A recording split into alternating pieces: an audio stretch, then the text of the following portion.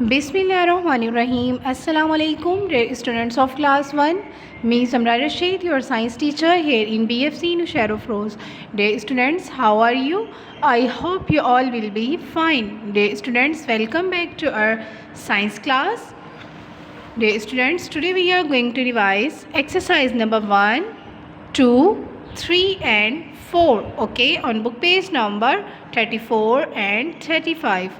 बेटा आज आपको क्या करना है, आज आपका होमवर्क है, आपने exercise number 1 choose the correct answer, exercise number 2 what does a plant need to grow well, exercise number 3 list the following in the table below.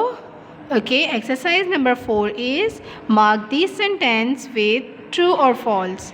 बेटा आज आपका होमवर्क है, आपने ये 4 एक्सरसाइज याद करनी है और इसका टेस्ट करना है और ग्रुप में पिक्चर सेंड करनी है. ओके, जैसे कि हमने ये एक्सरसाइजेज अपनी क्लास में भी इनके टेस्ट किए थे, आज आपको ये एक्सरसाइज रिवाइज़ करनी है. ओके, दोनों बुक पेज रिवाइज़ करने हैं, 34 एंड 35.